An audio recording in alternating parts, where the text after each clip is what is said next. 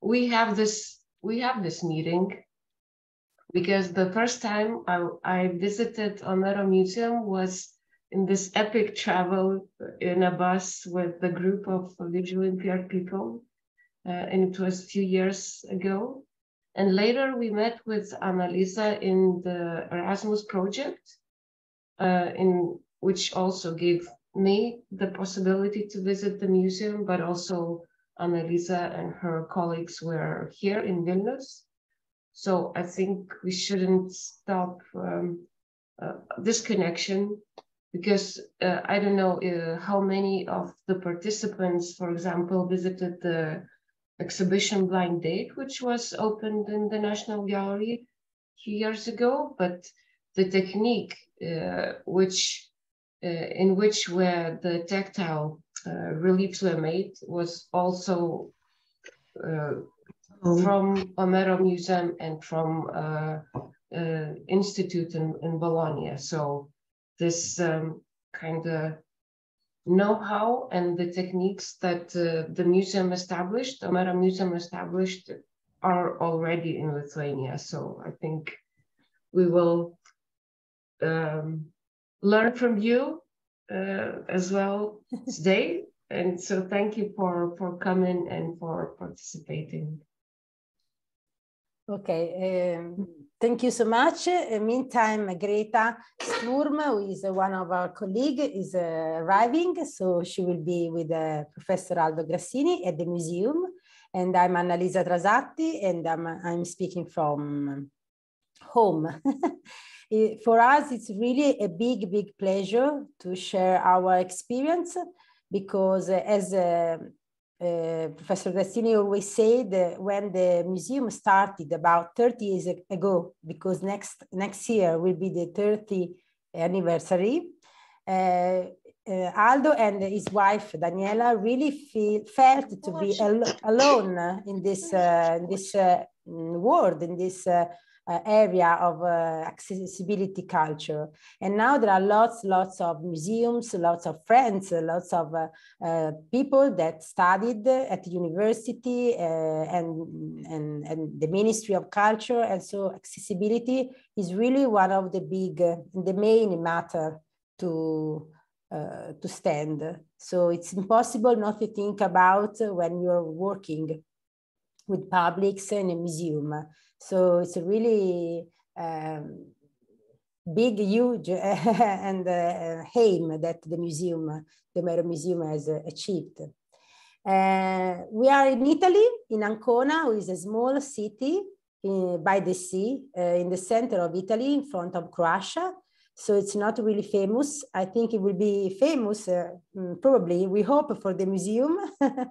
So I wanted to share a video with you, just in order to have an idea of our museum and what we are doing here every day. And then I let Professor Grassini start speaking, okay? Okay.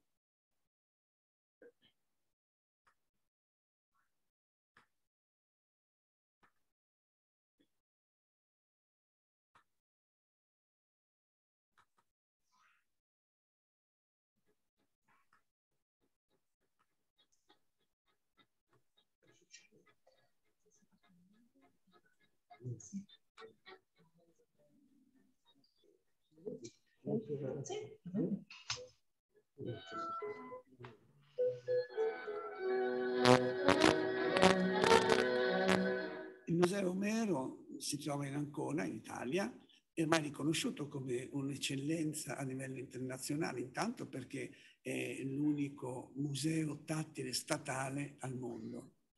Si segnala appunto come l'antesignano dell'accessibilità per la sua competenza, per la sua esperienza, per il suo impegno nell'inclusione di tutti, a partire soprattutto dai disabili visivi, per un lavoro che poi si rivolge a tutti, non solo ai disabili.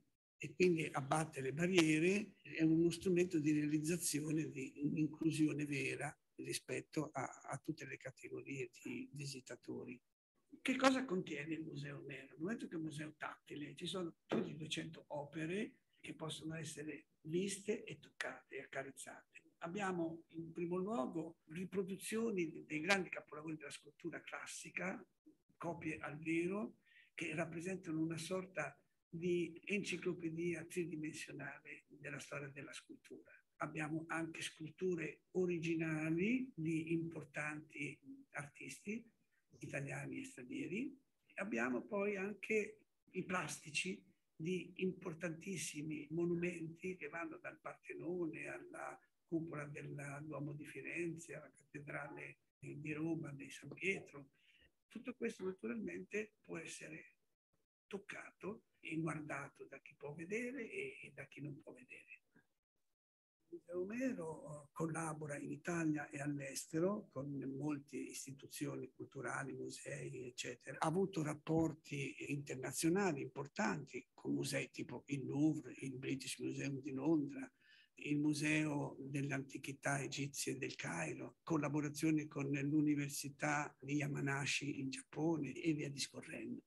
Può esportare la sua competenza, destinata per esempio alla formazione del personale rispetto al discorso dell'accessibilità, la sua esperienza che gli consente di proporsi come consulente, per esempio per la produzione o la realizzazione di itinerari tattili nei musei, e può offrire la formazione del personale sui concetti fondamentali, anche le esperienze fondamentali dell'accessibilità. E inoltre la produzione di ausili tiflodidattici, per esempio per la traduzione di opere pittoriche in disegni in rilievo, in bassorilievi, produce anche libri tattili che sono molto interessanti dal punto di vista soprattutto didattico per i bambini.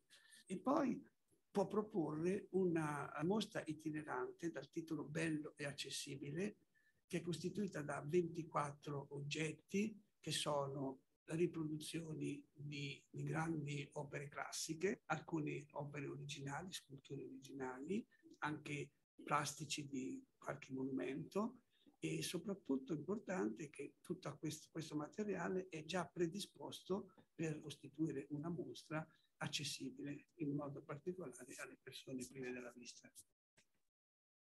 Recentemente si è aggiunta una nuova sezione dedicata al design italiano. Praticamente si tratta di 32 prodotti industriali che esprimono la creatività italiana dell'ultimo mezzo secolo e che uniscono quindi la bellezza di prodotti tuttavia industriali alla vita quotidiana delle persone che li usano.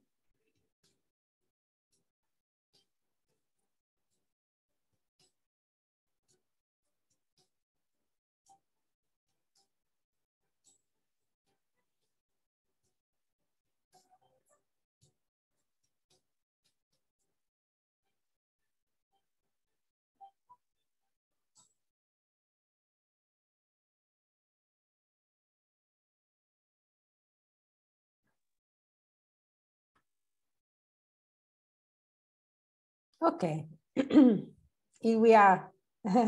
Aldo, passo la parola a voi. Bene, bene. Allora, intanto un saluto a tutti, buongiorno, e piacere di questa possibilità, di questo incontro. Okay, so hello, good morning, everyone. Aldo is very pleased to, have the possibility to have this meeting and speak with you all.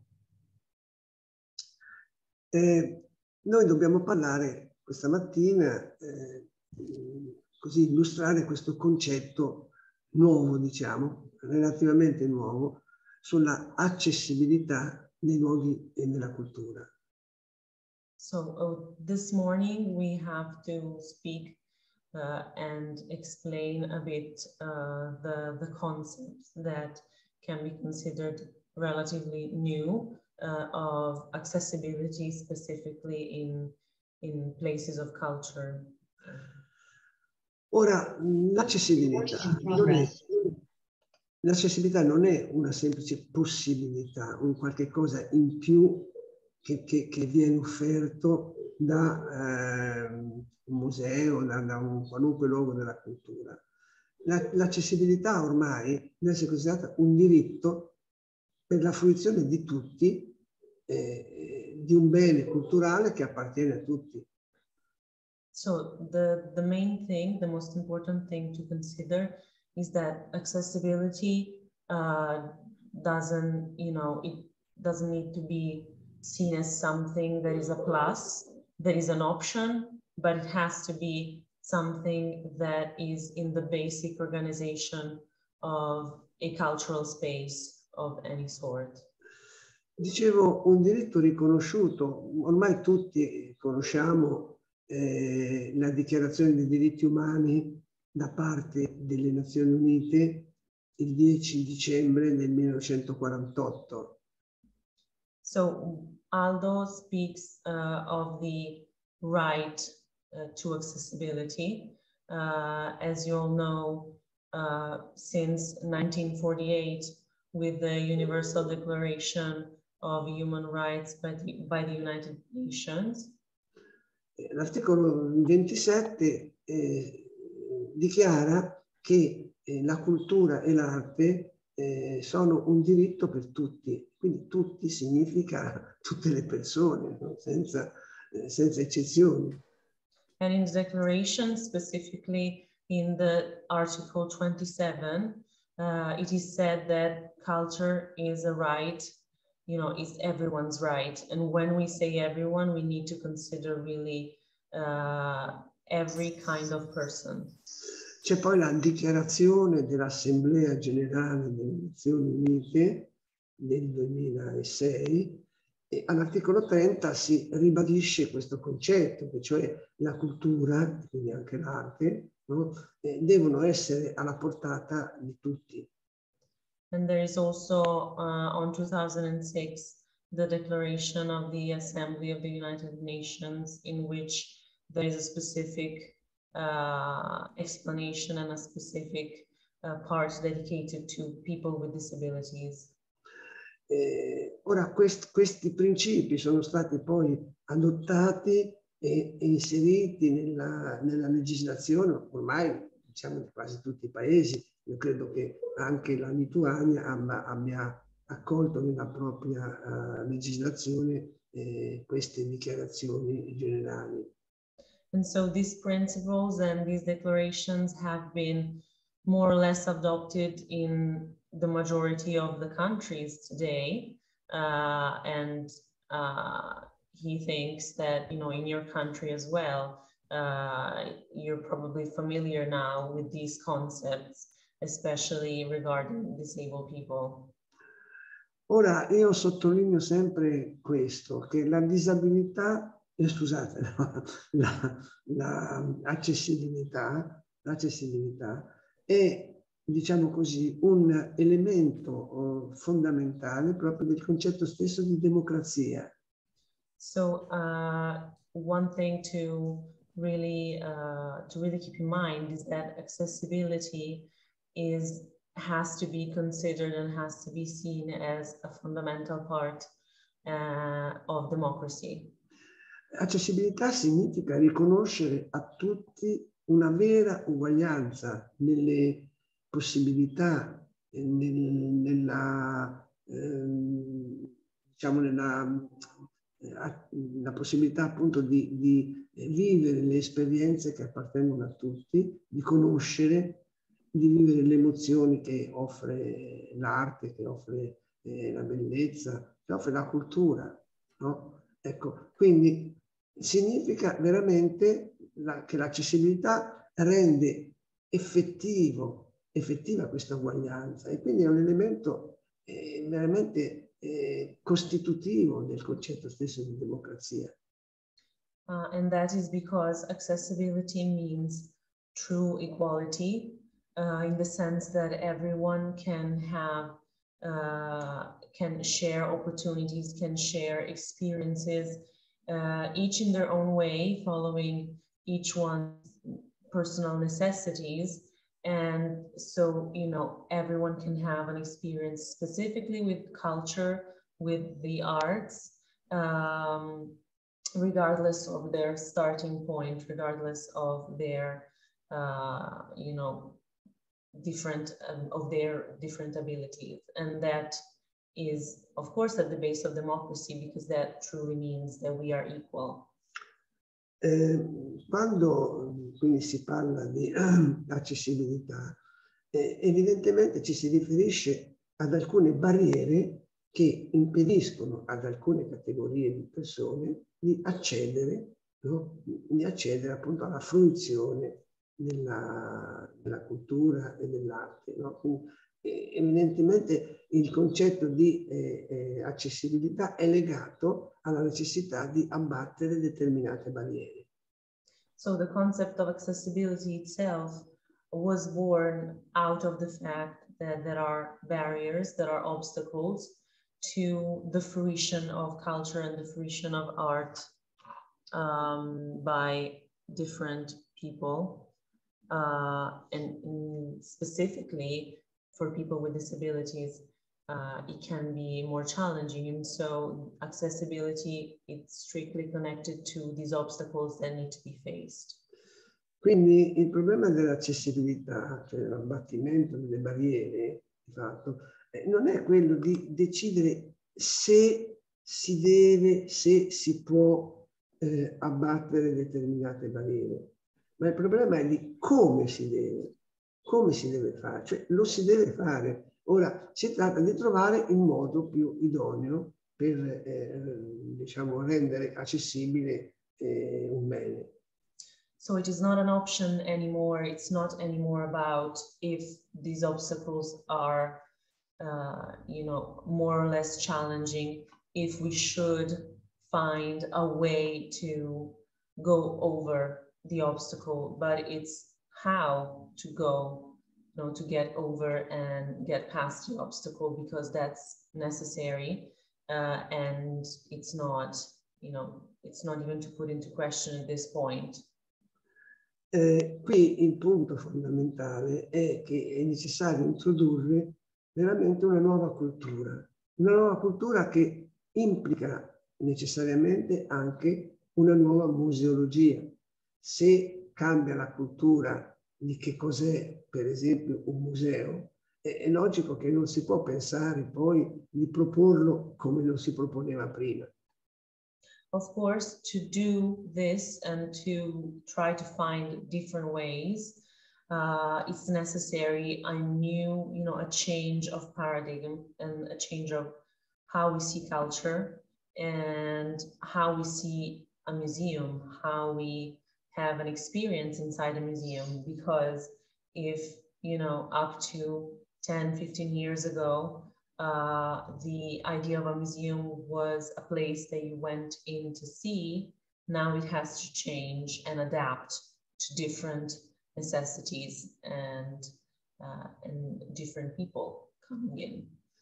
Ecco, ora noi abbiamo una tradizione consolidata ormai da secoli che assegna praticamente diciamo, alla visione, alla vista, alla possibilità di vedere un primato per esempio nella rappresentazione dell'arte.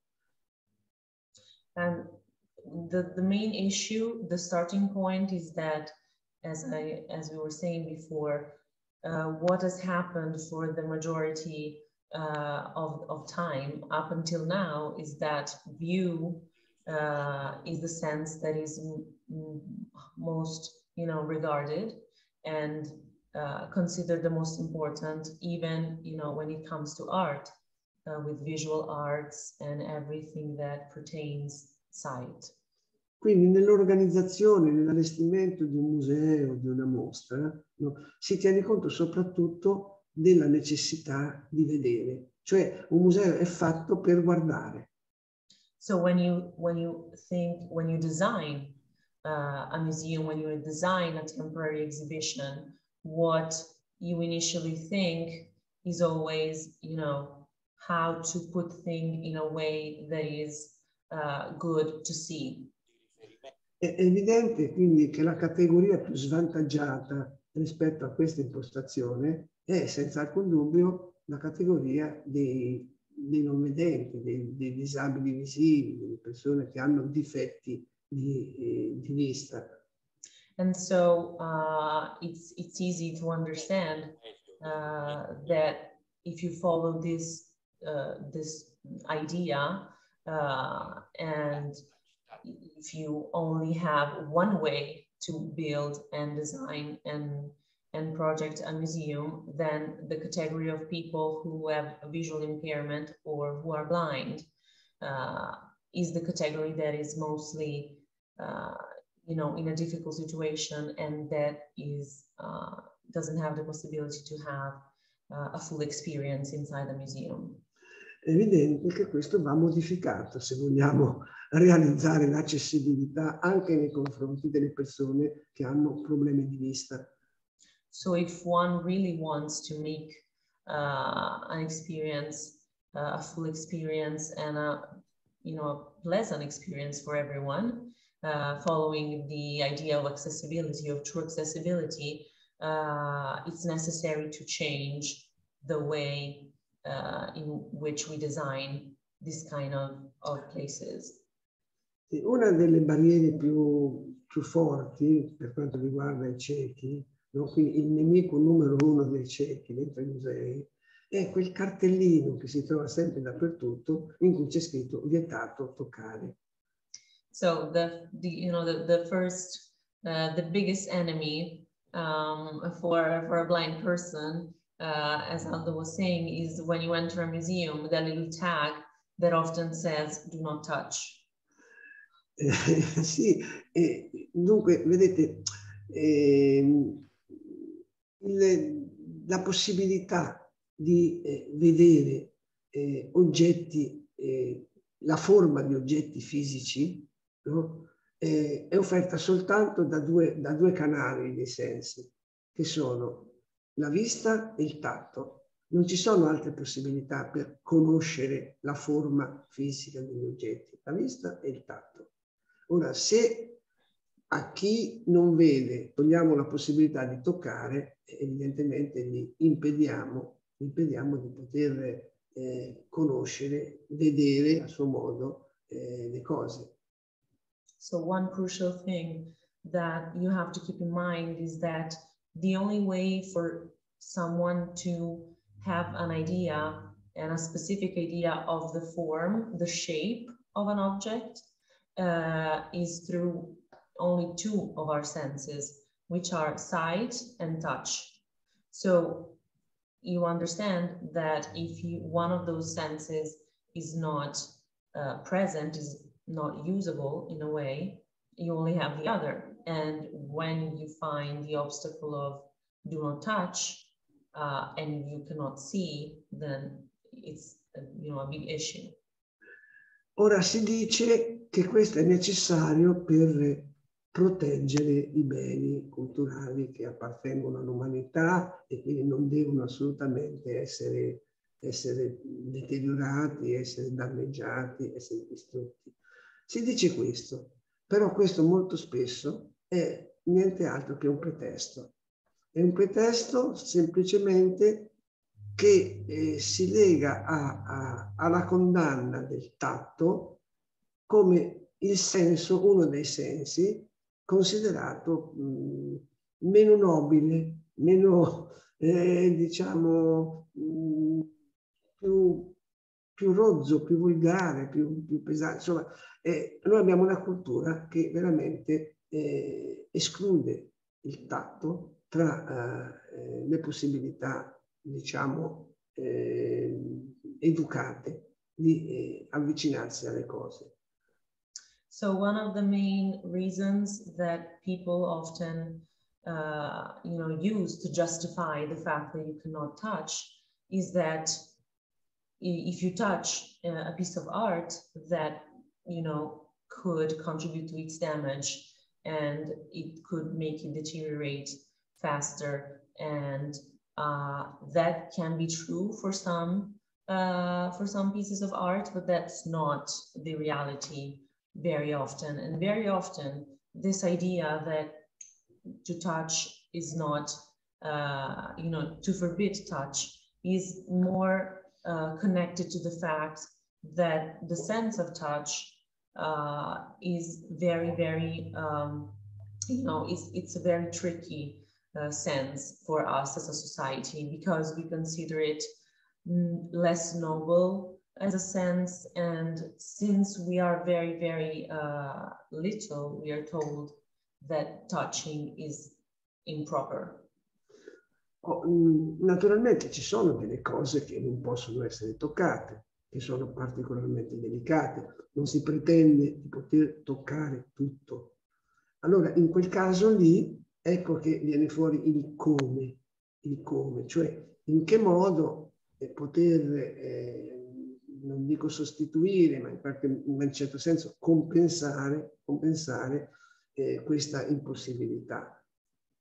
So it goes without saying that it's impossible to touch everything, because some pieces are very delicate, and so it's not just, you know, a question. It's not to put into question that those things need a different way. That could be, you know, a translation, a replica. It could be a different way, but it needs to be first put into question the fact that nothing is touchable, and then, if it's necessary, to try to find different ways to make one object, one piece of art accessible. Quindi, ecco, una possibilità, per esempio, di realizzare delle copie, dei disegni in rilievo, che, oddio, hanno sempre un'efficacia molto relativa, però possono comunque anche questi servire per dare un'idea almeno approssimativa della struttura fisica degli oggetti. One way, as I was saying, is through copies that we have here. Another way is in relief drawings, which are not as effective, of course, as copies. And sometimes it's quite hard to make out, you know, a realistic mental image of the object that you touch through a drawing. But of course, it helps, and it's a good way if there's not another. It's a good way to have, you know, to make it accessible. Qualcuno pensa che sia sufficiente una buona illustrazione, una buona descrizione degli oggetti, ma una buona descrizione degli oggetti è necessaria, è sempre necessaria, però non è sufficiente, perché, ripeto, la forma fisica degli oggetti bisogna percepirla attraverso delle sensazioni concrete. È come se a qualcuno di voi, no, che vedete, si dicesse di poter conoscere gli oggetti di un museo attraverso delle buone descrizioni, poi vi si bendano gli occhi e non vi si consente di guardarli. Voi vi sentireste un po' presi in giro, no? So some people say that maybe a description, a full description, very detailed description is enough. And it's not. It's necessary first, because, you know, a good description is useful for everyone, but at the same time, it cannot compare to the sensation, to the feelings that you get through seeing with your own eyes something, or touching something that cause very, very different and very, you know, complex sensations. And Aldo was making the example that is as if you, I mean, anyone who can see goes to a museum, and before entering, they say, you know, oh, now you're going to enter, you're going to see this statue, and it's very, very well described. But then when you enter, you're blindfolded, and then, you know, it would probably feel a little bit like, you know, not a real experience, and you would probably feel like, oh, I'm being made fun of. Ora, ecco, il punto è questo, che dicevo, sì, ci sono alcune cose che non possono essere toccate per la loro delicatezza, ma vi assicuro che la maggior parte degli oggetti che vengono esposti in un museo, non soltanto opere d'arte, no? Possono essere toccati senza che succeda nessun danno, niente di male, insomma. Ecco. Quindi bisogna distinguere, ci sono alcune cose per le quali veramente non è possibile, ma la maggior parte delle cose sicuramente, no, consentirebbe una esplorazione tattile senza che si producano danni. So we have to make, a very clear distinction. On one hand, you have all those objects that could be damaged, but if you really think about it, and if you really analyze what is part of, a museum, very often these objects or statues or pieces of art could actually be touched and explored through touch without creating any particular damage. Ma mi volete spiegare per quale motivo non si può toccare una scultura, per esempio, di granito, una pietra durissima, no? che non si rompe nemmeno se la prendiamo a martellate, no? E non si può toccare se entra in un museo? O com'è possibile che degli oggetti di uso comune, che sono stati usati per decenni e per secoli, quindi presi con le mani da chissà quante persone, nel momento che entrano in un museo, guai chi li tocca, non si possono più toccare. So, this is a question that is meant to, provoke, but Aldo was saying, how is it possible that a statue in stone is not touchable after, centuries, after it stood for centuries, or even, in other kinds of museums when you have everyday objects that people have used for decades, that have been touched and have been used in everyday life. How is it possible that as soon as they enter a museum, they're not touchable anymore? That seems a bit weird. Ecco, bisogna distinguere caso per caso, cioè a seconda degli oggetti di cui parliamo, no? Se è possibile che siano toccati da tutti, che è possibile che siano toccati da pochi, in questo caso che siano toccati magari soltanto dai ciechi, e poi bisogna vedere anche come si tocca. Non è che toccare è un verbo molto generico come significato, ma ci sono tanti modi di toccare. Io per esempio quando si tratta di opere d'arte preferisco il verbo accarezzare, che è un'altra cosa. And so we have to make another distinction. Maybe some objects could be, are very resistant, so they can be touched by everyone. Maybe others are not. And so it has to be analyzed case by case and decided if maybe this is open to touch, this other thing is only touchable by blind people, for example. And it also, another issue to take into consideration is how we touch, because touching is a very general verb. And, one can touch delicately, another one a little bit less.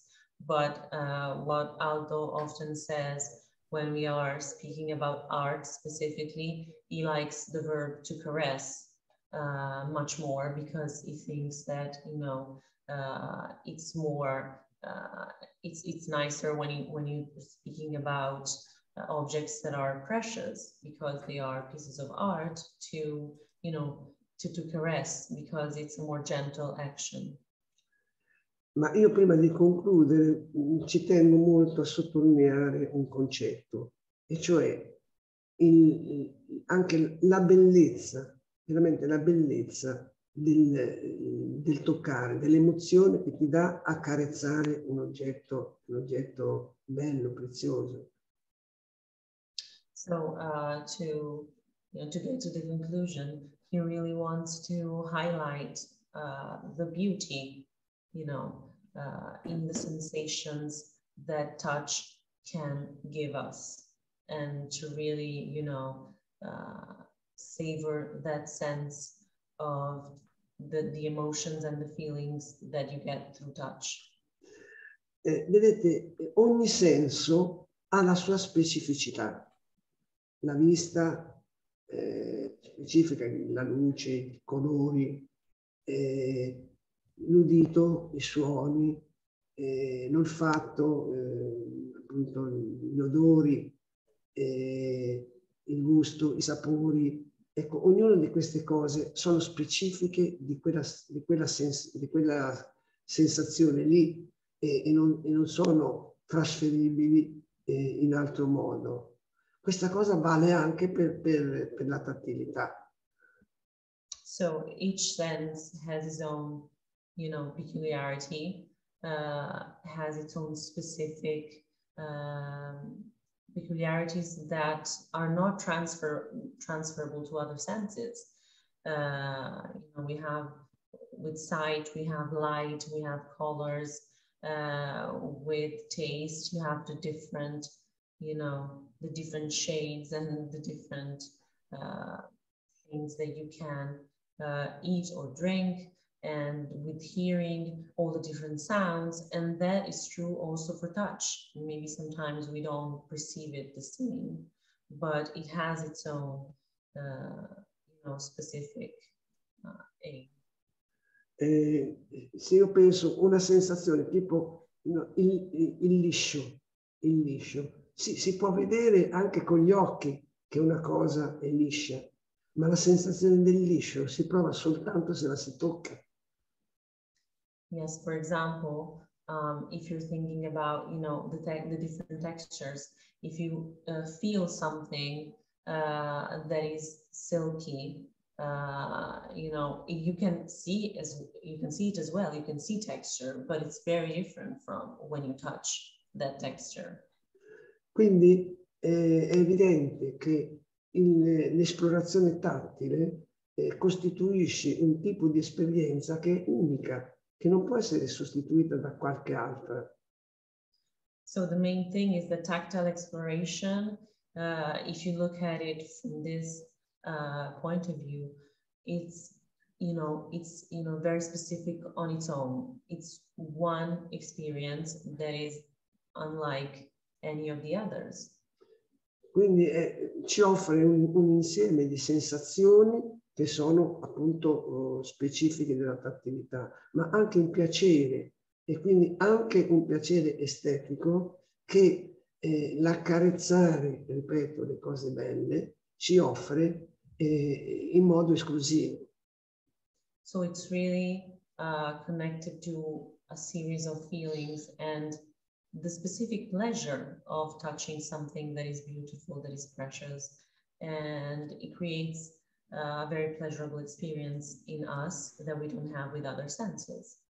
Questo chiaramente vale per i ciechi, ma vale per tutti, perché il tatto appartiene a tutti, è una possibilità che la natura ha dato a tutti e che la nostra cultura ci ha portato invece a escludere spesso dalla nostra vita quotidiana. And we are speaking about blind people, of course, but at the same time, this is not only for blind people. The main point is that this pleasurable experience is for everyone, blind or not, and that unfortunately, very often we exclude touch in general and exploring, tactile exploration of things, because culturally we've been told that touching is not proper and it's not a good thing to do. Quindi se al piacere di vedere aggiungiamo anche il piacere di toccare, avremo arricchito fortemente, notevolmente, l'esperienza estetica di avvicinarsi a un'opera d'arte, a una cosa, diciamo, che viene presentata ed esposta in un museo.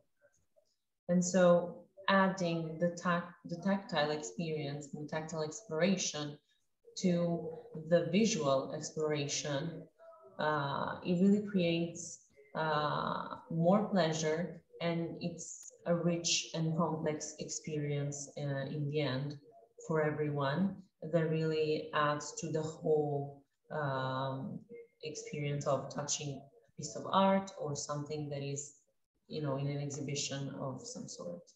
E questa è una vera rivoluzione culturale che ci porta proprio a modificare il concetto stesso del bello. And this is a cultural revolution in a way that really makes us reevaluate what it means for something to be beautiful and how to experience something beautiful. Vedete, abbiamo un filone, una corrente, possiamo dire così, un atteggiamento dell'arte contemporanea che ha scoperto il grande valore della multisensorialità, cioè di un ritornare ad avvicinarsi all'arte, alla bellezza, con tutti gli strumenti che la natura ci ha dato, cioè tutti i sensi, e non limitarli a uno solo. So luckily we have this specific movement of contemporary art towards multisensoriality. So the idea that we do not experience something only through one sense, but you have to put all the senses in connection with one another to create, a full experience. Allora, se modifichiamo il concetto della bellezza, non possiamo non modificare anche la museologia, cioè il modo di presentarla e di offrirla a tutti. So it changes the idea that we have of beauty and something beautiful. With it goes also the changing museology and the way in which we, design a museum and the way in which we let people have an experience of the museum itself. E quindi noi ci battiamo, il Museo Omero si batte ormai da 30 anni proprio per il raggiungimento di questo obiettivo, di questo risultato. So our fight as the Omero Museum has been for 30 years at this point, to arrive to this objective, to this final objective.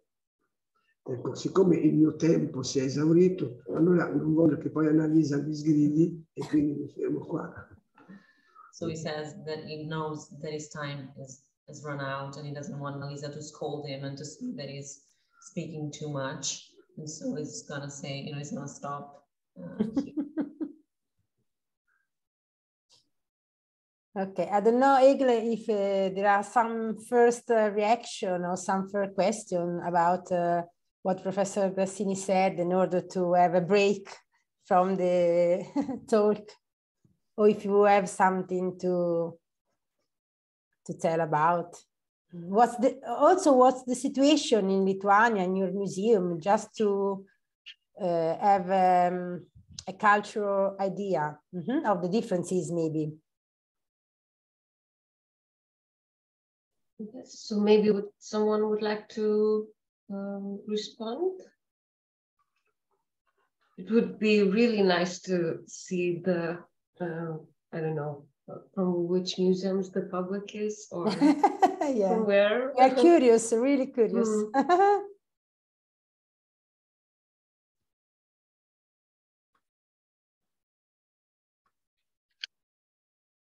Because, for example, it's important to say that the main differences between Italy and the other countries is that we have a special school organization. So Professor Grassini, the Omero Museum, the Tactile Museum,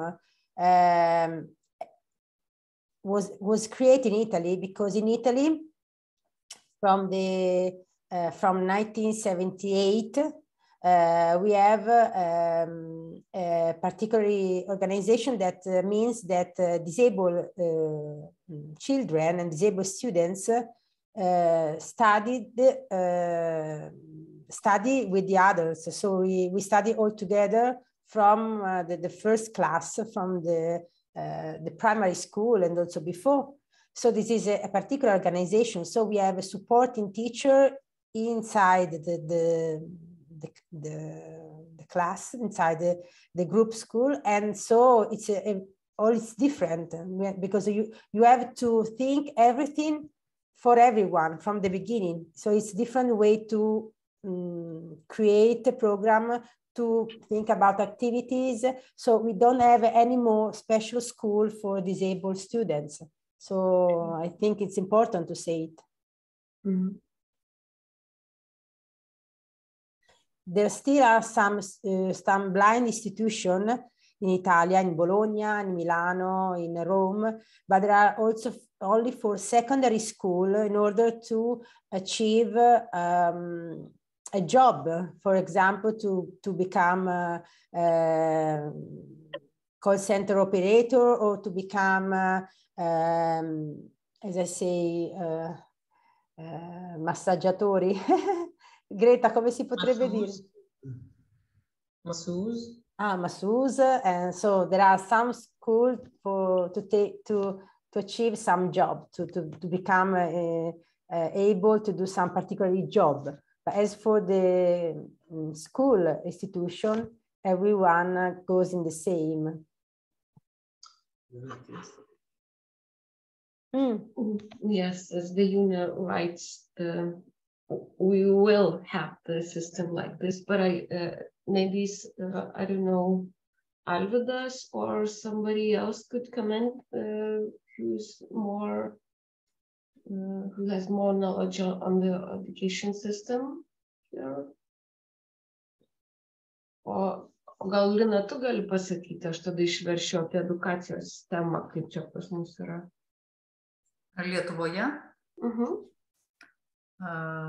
Nes Annalisa sakė, kad pas juos kaip ir nebėra specializuotų mokyklų ir ruošdami mokytojus jau žino, kad turi juos ruošti integruotą mokymą. Pas mus tai logiška, kad dabar yra tas laikas, kai mokyklos pereina ir mokytojai yra šoke. Todėl, kad stengiasi dalyvauti įvairiuose seminaruose. Žinau, kad Karolina Žernytė rengia tam tikras seminarus mokytojams.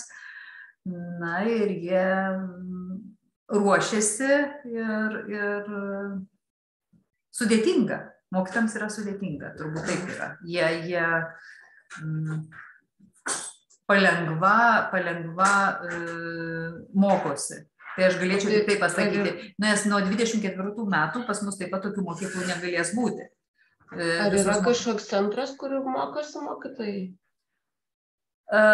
Šiaip tai Lietuvos aklųjų ir silpnaregių ugdymo centras rengia pavienius seminarus, turbūt konferencijas ir teikia konsultacijas mokytojams. Mokytojai atvažiuoja ir ten gali ne tik susipažinti, reiškia, su esamom medžiagom, priemonėm ir taip toliau, bet ir gauti tas konsultacijas. Tai šitą tikrai žinau, kad tą vyktų. So, well, as the UNA wrote, the Lithuanian system will turn in 2024. But actually, as I understood, there is no integrated educational system for teachers to learn, to provide what is necessary for integrated learning and teaching. So they can participate in seminars, which are provided by Association of Visually Impaired and Blind, of the center, which still now is a school, a special school, but as I understood, there is no, like when you go to university and you have the course, which is... But I got an idea. We can send you our colleague Andrea Socrati for some months. Let's do this. No, because our Egle knows Andrea is a teacher, a supporting teacher in art school, and is working with the museum. So it's really the perfect union of this sort of educator that educated through arts in order to let accessible everything for everyone. So we can send Andrea to you for some for a long period. Okay. Okay, and starting from the last sentences of Aldo, I want to share the English website of the museum, because you find that we have our website in Italian, English, and in Esperanto, of course. As you said before, Aldo Grassini was saying hello to his Esperanto friend.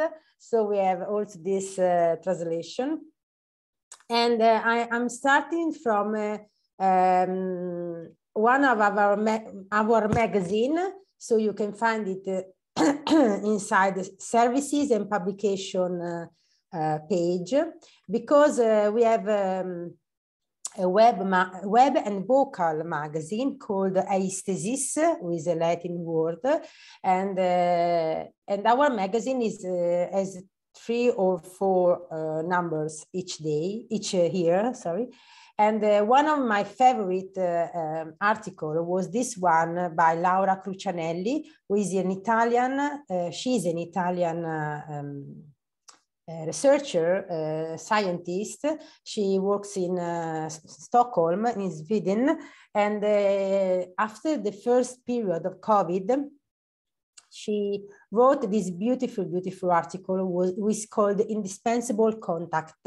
And I really think that is so full of information, starting from what science said about the importance of touch, how much touch is important for little animals, little babies, for us, for everything. And but also she reflected about the fact that in the first period, and we know it very well at the Omero Museum, the contact was also so like the cause, the problem of COVID, because we were all of us wearing in Italy, wearing gloves, also to go to the supermarket, to do everything. So really, we thought that the Tactile Museum was maybe impossible to open again, because who knew if we were able to touch again, to touch ourselves again. So we really was a strange period for us, because after more than 25, 26 years of Pacific struggle and battles, the big idea of the importance of touching was really hit at the heart, because the COVID was really like they are talking about us. Why touching is so a problem. And so it's important, because this COVID period has pushed also science to study again and more about our senses, about touch, about smell, about taste, because when people lose their taste during the COVID, it was a tactile experience, because when you hit something, you have a tactile experience, because you touch what you hear, what you hit with your tongue. And it was really, really strange not to understand what you were eating in that moment. So everything is really, really interesting. And science can help us to do some more research, to understand day by day how the touch, how the senses works. But then at the moment, as Professor Grassini said, the science stopped, and in front of an art piece, in front of a monument, in front of a sculpture, you must have an aesthetic experience. So it's important to understand how we work, but then it's important to let your emotion, your memories, and all of yourself to go free, and to become a different experience that is inside the aesthetic area. It's the beauty of art, the beauty of beauty. And so this is this article, you can find it in our website. And if you go to Aesthesis magazine, you find every number also in English. So it was important for me to tell that there are lots of materials inside our website and also lots of numbers of this magazine. Aesthesis means discover art through all the senses. So also if there are some museums from Lithuania that do some particular project or wants to share some reflection with us, it's interesting also to have this space to share the article. And going back also from services, I want you to show you some of the services that you see in our video to understand that the Omero Museum is really a concrete institution that do every day lots of things. So we have the education department that welcome schools and students. We do lots also of workshop, so we do a lot of lessons and so on. But we also do some support, technological support, tactile support for other museums, for other exhibitions in all over Italy. You'll find the consultancy and tiflodidactic services in this page. So here the services that we do for other museums. So transcription in Braille, that means on plastic that you can put on other label, but also on paper, Braille on paper. So we printed. We do audio guides, multimedia supports, and audio pen. That means that we can write the text for an exhibition, so the description, in order to describe it for everyone, but with the tactile point of view. So if there is an exhibition in Rome, for example, now there are some exhibition about Pier Paolo Pasolini was a poet, or Dalla was a singer in big museum from Rome.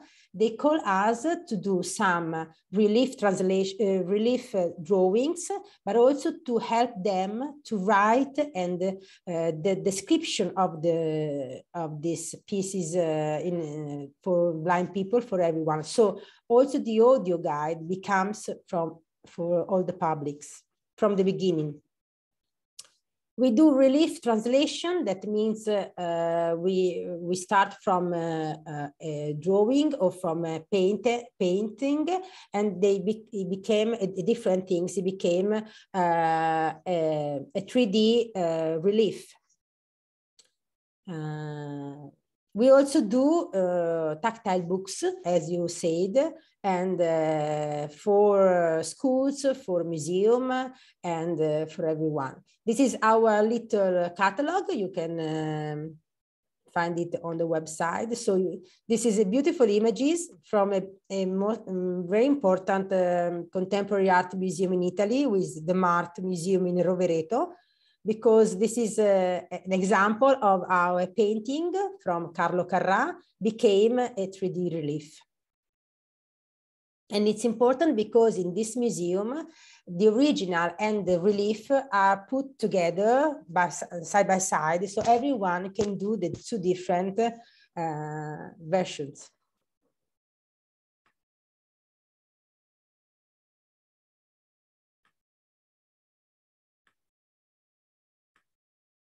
Okay, so tactile diagrams or drawings are this kind of product, and so it's the less expensive, and so it's used for mosaic, for frescoes, or for painting, above all in the art gallery that can do relief, 3D relief of every painting.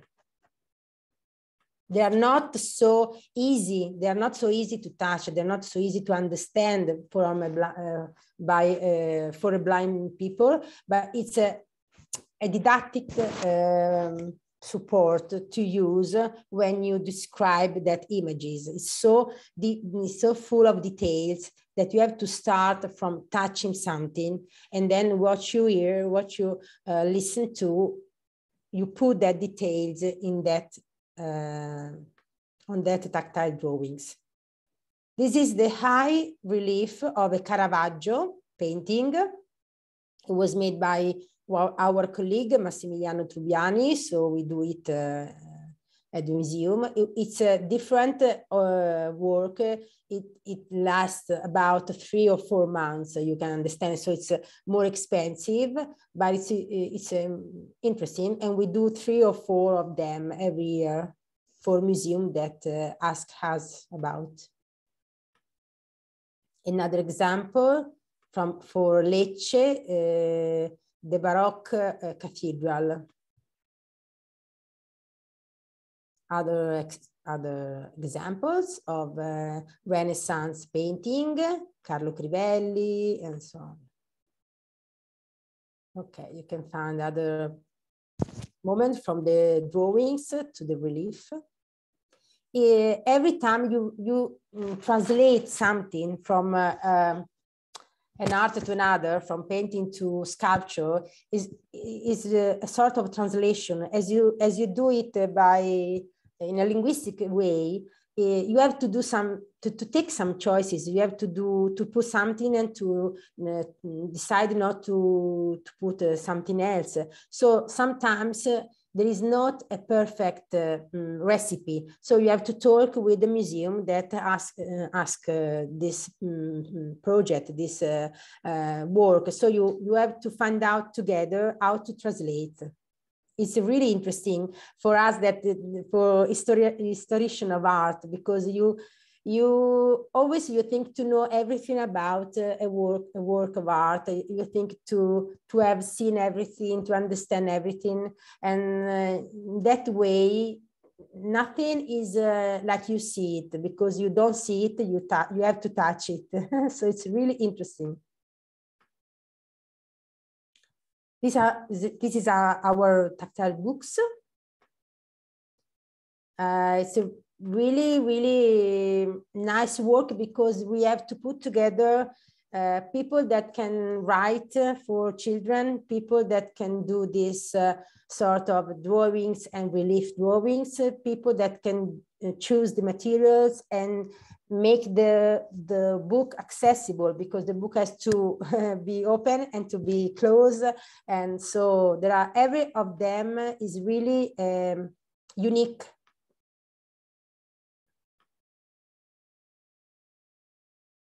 Okay, bright text.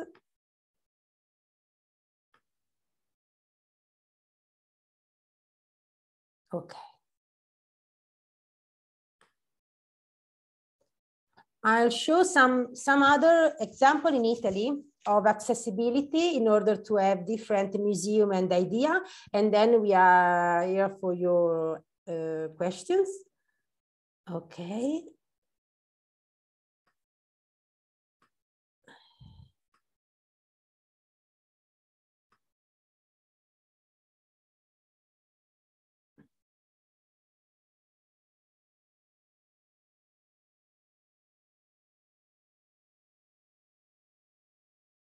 Okay, so for us, as we said before, the first accessible element is how you welcome your visitors. So this is a big idea that we want to share with all of the museum, because you can have lots of support or bright text and so on. But first, it's important to do training lessons or workshop like we are doing now, because every person that work in a museum has to be comfortable with all the publics. So when a blind person come and arrive, she or he doesn't have to feel embarrassed because no one knows what to do.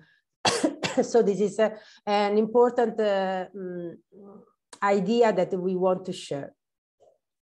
We would like also to say that we are really happy about the new ICOM definition of the museum, because really it seems to be written by Aldo Grassini, because finally they put inside this word like accessible and inclusive and so on. So we're really proud because something's changing, and also even if it's a definition, it's not a law, it's not something that you must follow, but it's really important. We know that words are important, and so this resolution in Prague was really a big moment, I think, for everyone that work in museum. Another sentence is that we use and we love to use is this one. These are Aldo and his wife Daniela's hands. It's a really beautiful photo, I think. And we say it's impossible not to touch what you love. So touch is the sense that let you understand that you feel something more. You know, for a person, for an object, you can't only see or watch something. You have to take it for yourself, touch it, and so it's important because we think that art is linked to emotions, to our sentimental part, and this is. Not the idea that school, university gave to us, no? They sometimes also for us work in museum, we study a lot, we work a lot with art, but sometimes we don't remember to think that we do it with, we have to do it with pleasure. Okay, art means also pleasure. Okay, so in Italy, there are some interesting projects, tactile projects in museums that are not born like tactile museum. So our museum is important because it's a sort of lighthouse for the others, but it's important to do tactile activities inside other museums.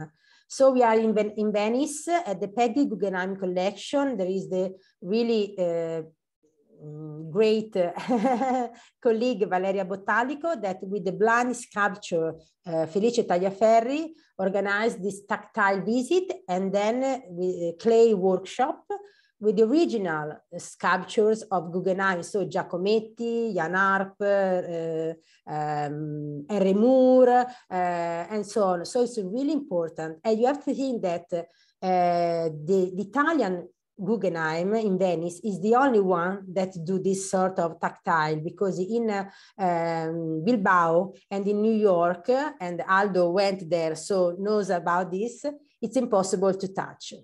Or maybe in Bilbao you can touch only during the closing day on Monday, and it's quite difficult to book this sort of service. So in Venice, really, you have to book in that days. It's a project, but we are really happy because yesterday was they do it again after 2 years of COVID period, so they came back. In Rome, you'll find a beautiful project in Maxi Museum, which is the biggest contemporary art museum of Italy.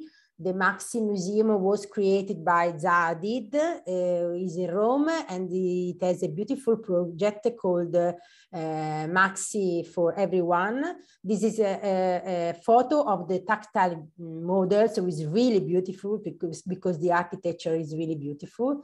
And sometimes you don't have to do nothing more, because every museum, above all the new museum, has his tactile model at the entrance. So you only have to let blind people touch.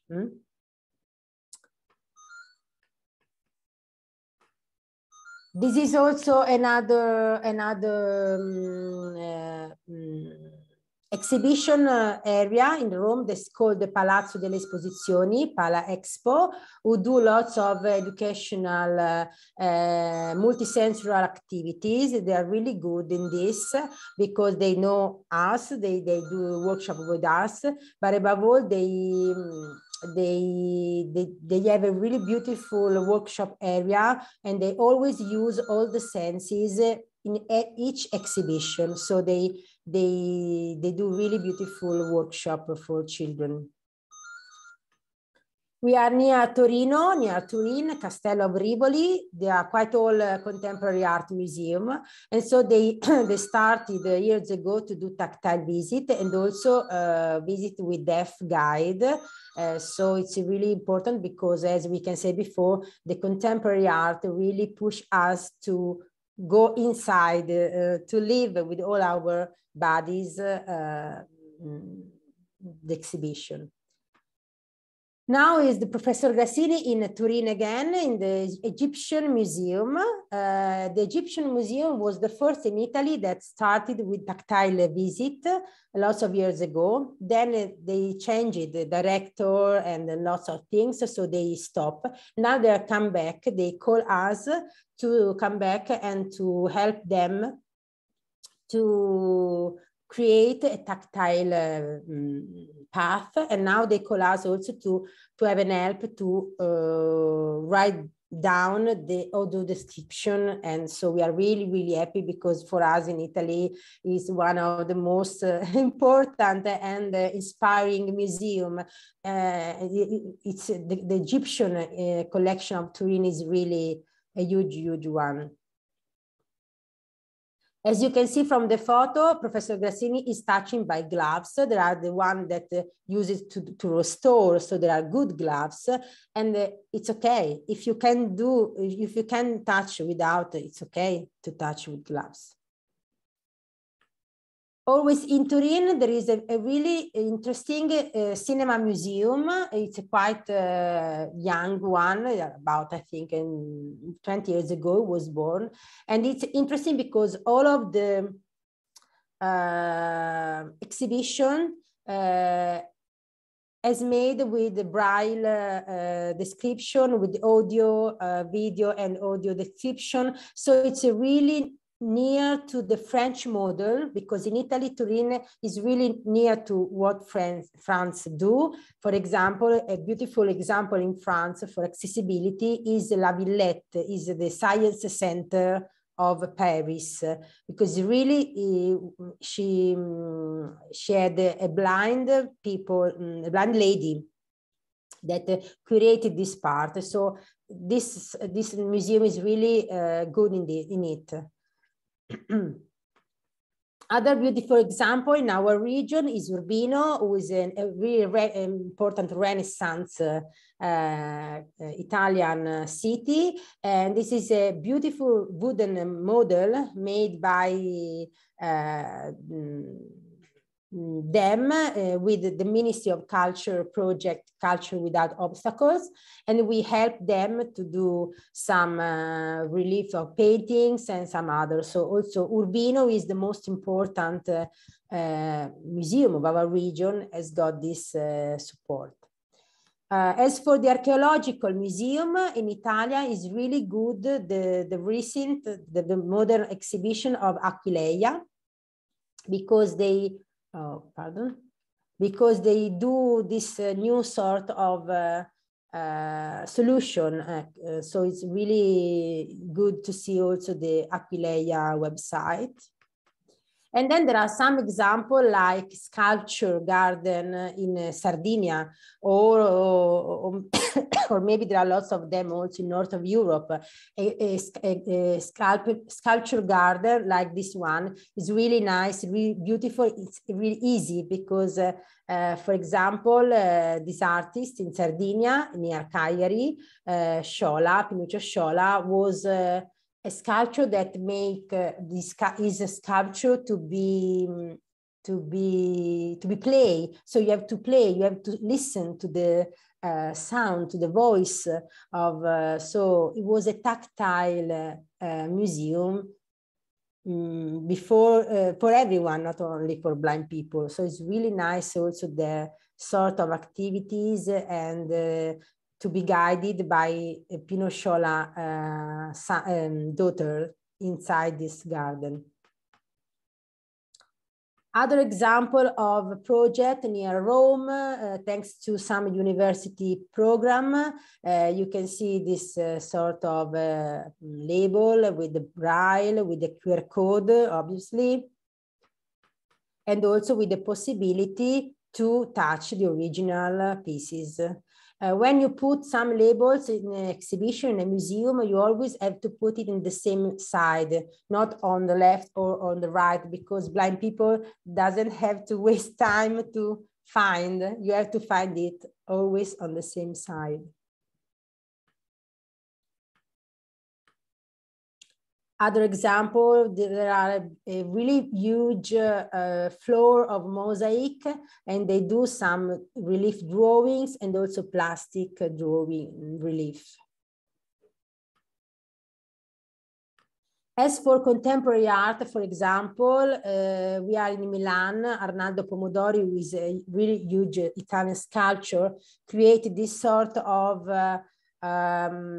labyrinth. So when you can touch directly and you can enter the labyrinth of the artist, you don't need anymore. You always need something that guides you. So it was really, really beautiful to be all together with Aldo and the lady from the foundation, because everyone we share the same experience. Here again, another museum. We are in Marte Rovereto. This is Richard Long. So it's interesting because when you have to touch, you also have to do some gym, because you have to go down, to go up, to move your body and to use your body. So it's really, really, really always lots of fun in museum. This is the example of the Carrà painting and here the relief.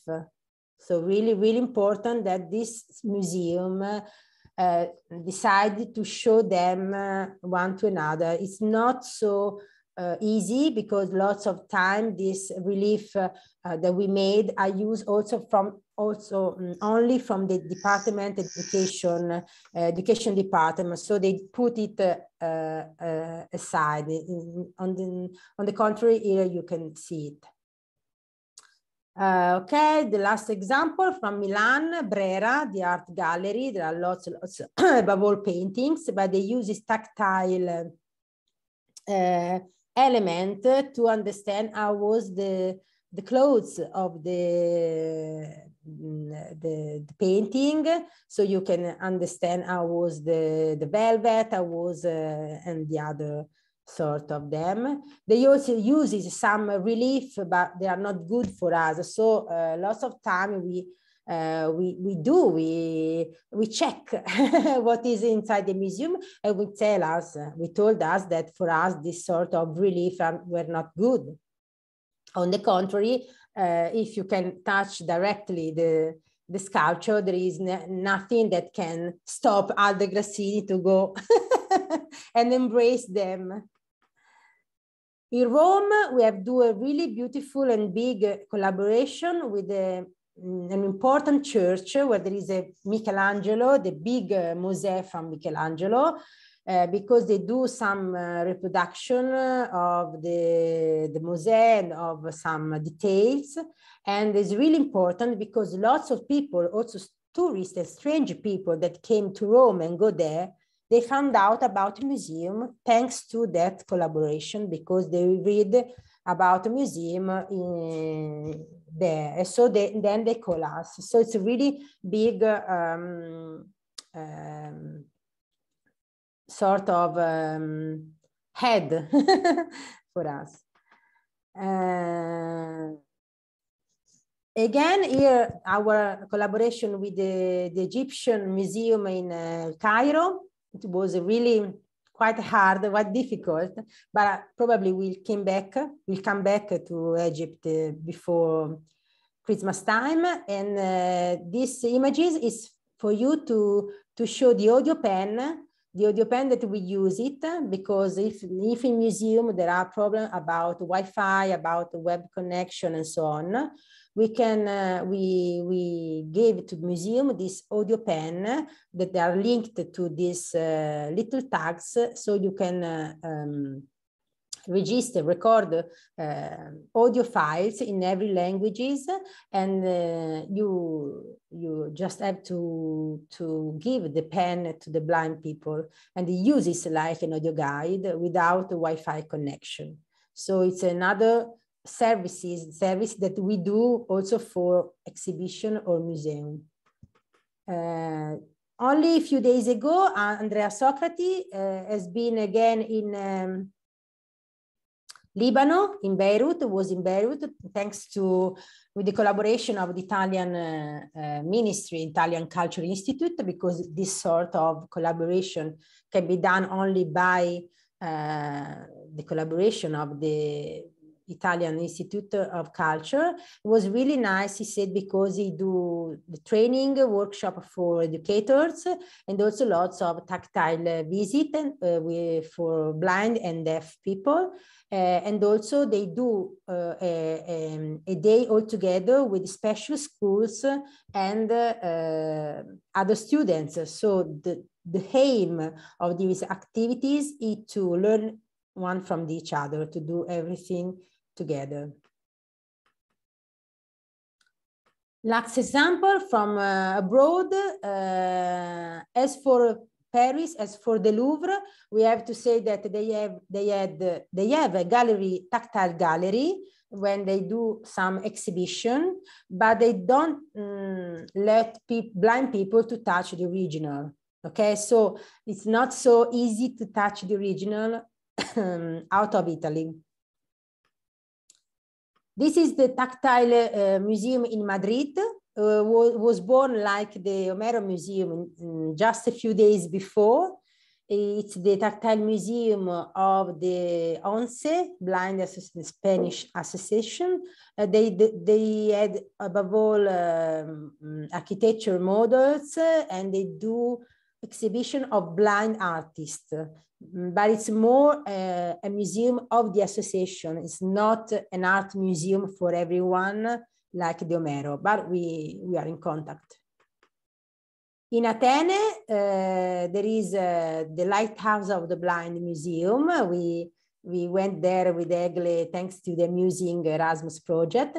There are some sculptures similar to our museum. So the people of that museum studied in Italy, in Bologna and in Ancona. So it's a really interesting museum because they work for accessibility, but it's a quite small one. So it's difficult for them to achieve the other big Athens museum. So they wanted to take accessibility more on the big Parthenon Museum, on the big archaeological museum. They are working to spread their culture.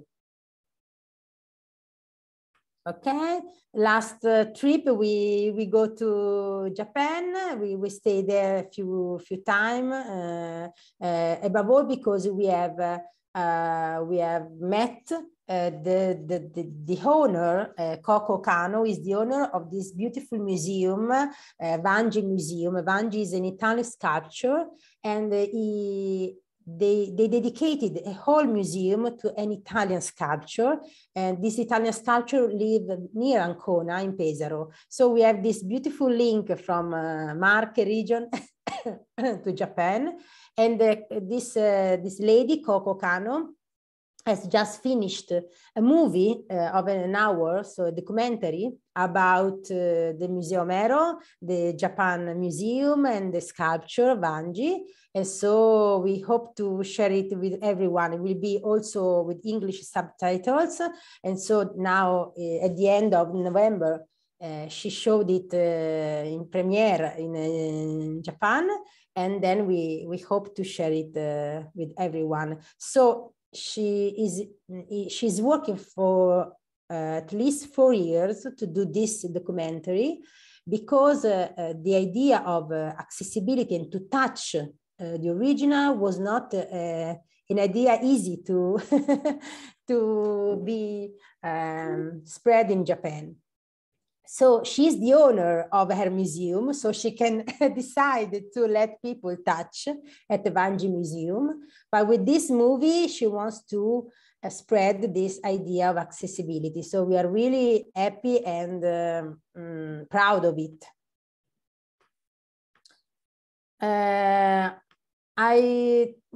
The last one, we are in Italy.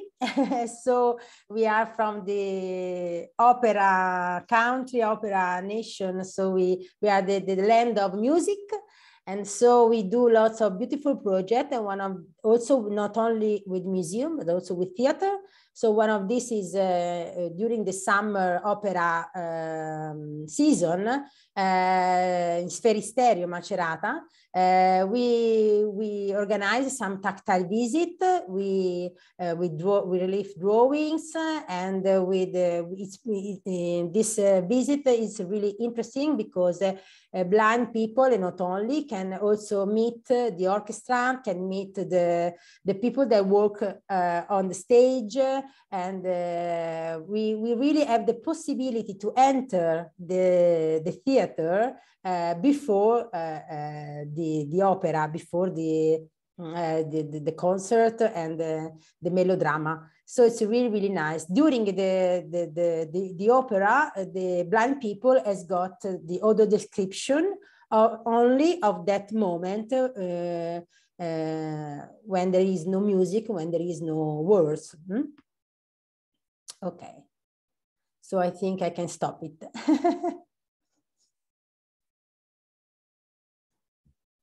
Okay, thank you, Annalisa. We already have a question in the chat, but if somebody has a question, so you can write it in the chat, but also you can turn on your microphone and ask, I think. And the first question is, do you use touch screens in the museum? And if so, could you tell a little bit about the best way how visually impaired people can use them in the museum? Okay, we don't have touch screens in museum because maybe we will have it in the modern, in the new exhibition, because at the Museo Omero we have to change all our design. But the works still haven't begun. So maybe in the new museum design there will be some touch screen. Now there isn't. There aren't, and I think you have to create everything like the website. Our website is really accessible. We work a lot on the website because we have to create it accessible from the beginning. I'm not a technician about this. If you have some website that you want us to show, or something that you want us to ask, you can give me the link or write to me the image, and I can talk with the other colleague. I think the important is that the possibility to open, to enlarge, to be able to personalize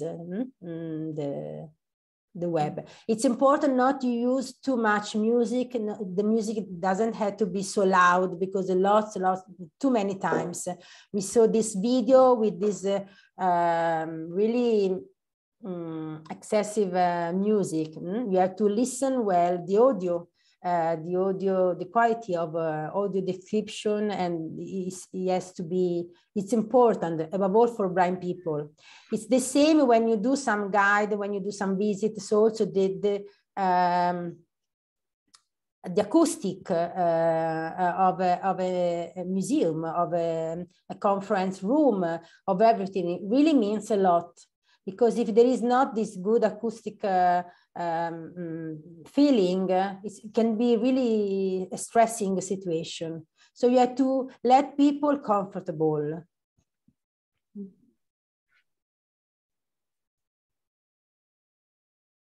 Altre domande? How exactly audio pen works? Aldo, vuoi rispondere tu? Come funzionano le audio pen di Andrea? Audio pen, sì. Sì. Dunque, le audio pen sono degli strumenti molto semplici. So the audio pens are rather simple tools that we use. E hanno un grande pregio, che costano poco. The main perk of the audio pen is that it's cheap. Funzionano in questo modo. Allora si attacca un bollino adesivo molto piccolo in un punto qualsiasi dell'oggetto. So you have basically little buttons, paper buttons, that you attach to one specific object or one piece. Naturalmente si deve sapere dove si trova, insomma, perché non si possa trovare subito tattilmente. And it has to be put in a position that is easy to find and easy to find by touch. L'audio pen basta che con la punta tocchi il bollino e automaticamente si attiva la descrizione. So you give the audio pen to the visitor, and when they approach the object, they basically take the audio pen and they put it very close to this paper button that you have attached. È facile inserire nell'audio pen il file con la registrazione della spiegazione. So basically, yes, the first part is you have to have audio files of of every single object, and then you can put it in the audio pen, which is quite easy. Ha una notevole capienza, diciamo, nel senso che si può registrare nell'audio pen molto materiale. You can put a lot of, a lot of audios, a lot of material inside the audio pen, so that's convenient as well if you have, many objects. E naturalmente un audio pen può servire per individuare un gran numero di questi bollini, diciamo, di questi che vengono applicati negli oggetti da esplorare. And so basically you can attach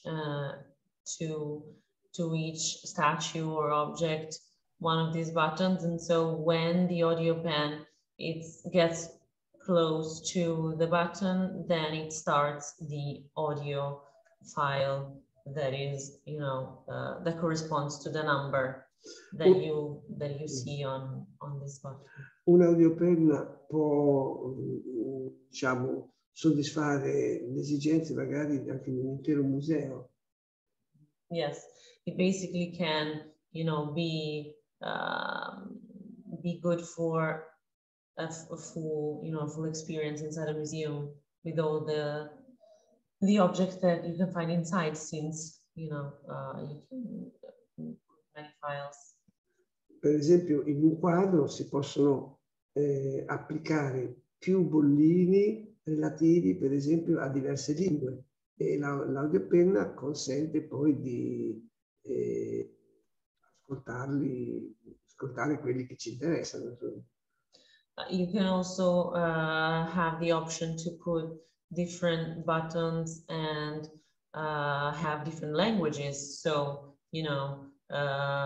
one can decide what is the language that suits them, and so that can be, those can be on the same object at the same time, of course. Ecco, più o meno questo è. Yes, that's more or less it. It's a small pen, orange specifically. And so yeah, you can work with that in different ways.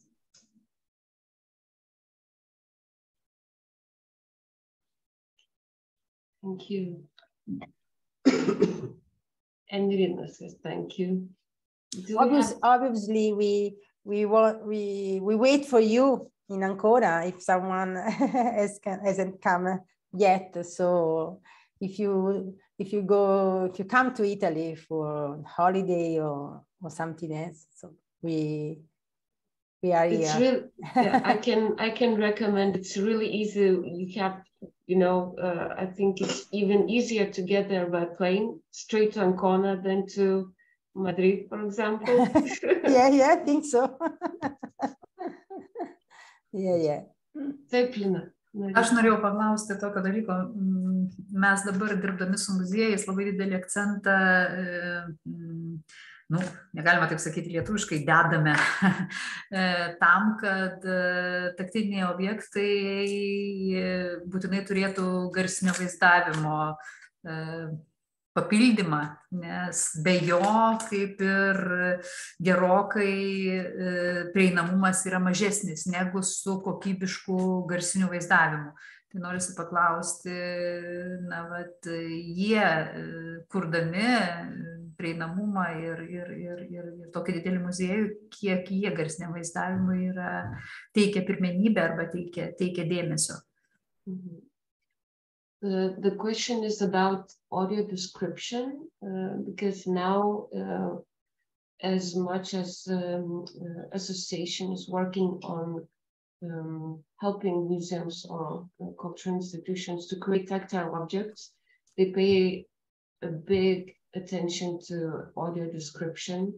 And so the question is how much this plays the role in your museum. Do you think that audio description is crucial or not necessary in some ways? Okay. We think that audio description is important. So we have the audio guide. Even if we let everything to be touched, we also have audio guide. But as I said before, the audio description is meaningful if you can touch something. It's like for us, you must listen. It's okay to listen to some description, but if you see something, or if by your eyes or by your hands, so to see, to have the sensory experience is the first step. Then you can add information, and all of this, so your sensual experience and the information about the art moves you, lead you to have a personal aesthetic experience. So if you only listen without touching or without seeing, it's not the same. It's not a complete experience, because it's like an audio book. But the book was made only to be read. The painting, the sculpture, and the art was made to be lived with all the senses. Aldo, io ho detto che l'audiodescrizione è importante, ma senza la prima parte sensoriale di esperienza, che per noi è la vista e per voi è il tatto. Ok, no, se vuoi aggiungere qualcosa, ma... non so cosa hai detto, per cui... Va bene, comunque l'audiodescrizione è importante, è cruciale, ma senza la prima fase sensoriale, senza l'esperienza del vedere, che sia con le mani o sia con gli occhi, poi anche tutte le informazioni non possono portare a un'esperienza estetica. Non so se hai detto che l'audiodescrizione fatta per una persona che non vede non è identica a quella che si fa per un vedente. Sì, quello l'avevamo detto prima, però diciamo questo era per ribadire che da sola l'audiodescrizione non porta all'esperienza estetica, diciamo, no? È un'informazione. Esatto. An audio description is an information. If I listen to something, I have an information about, okay? But if you see it also, or I can touch it, I can have an aesthetic experience. It's different to learn and to have an experience. So it's important for us to let everyone experience on themselves the art. You can go a step further.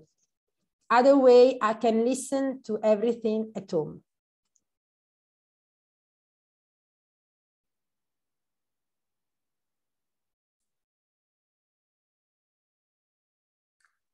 Ačiū. Gal kažkas dar klausimų turite?